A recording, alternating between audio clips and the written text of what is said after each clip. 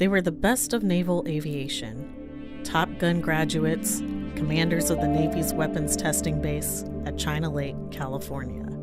Now their families are asking, why did so many pilots have cancer? By the time they diagnosed him, he was stage 4, and he was dead in 7 months.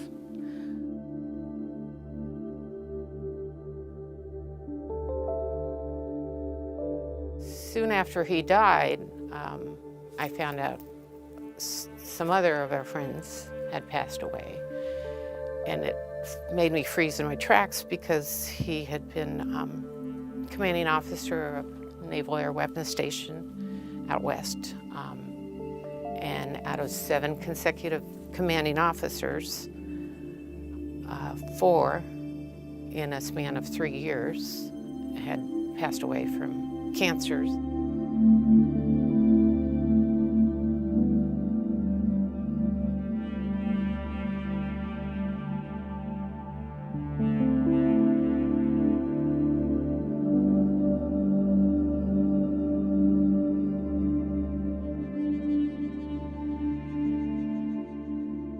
Aviators and their families do not think it's the base, rather that those deaths may be one sign of an increase in cancers across military aviation.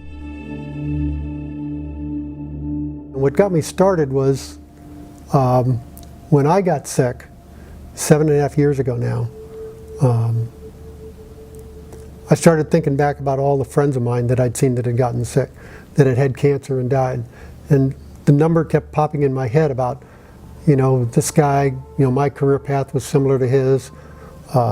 These other guys who were F-14 guys or F-4 guys, a couple of A6 guys, EA6B guys that I knew that had had cancer and stuff like that. And the names just kept popping up. The guys that I saw that had cancer, they got the cancer within the 15 to 20, 23 year mark after they completed their flying careers. They didn't have cancer while they flew. They didn't have cancer initially while they were there, but most of them, after the completion of their last, TAC year sortie, which was usually around, for squadron COs, was around your 18, 19 year mark in the Navy. Hill has built a database of all squadron commanders of Navy carrier aircraft from 1985 to 2001. Hill has found that those commanders were 3 times more likely to develop cancer than their civilian counterparts. He has provided his research to the Navy and hopes that it will spur the Navy to research the cancers further. Then the F-16, the F-18, all those series of aircraft, and all the way back to the F-4 and F-9s and those things that were used back in the Vietnam era and really forward to today, all carry extremely powerful radar systems. Some aviation veterans groups have begun to question whether radiation from the radars may be a link.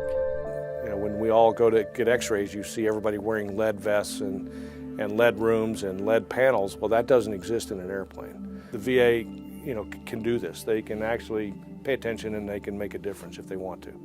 So that's really our message to the VA, is that if they want to do this, they can do it. Both Air Force and Naval Aviation veterans groups are pressing the VA to look more closely at these rates.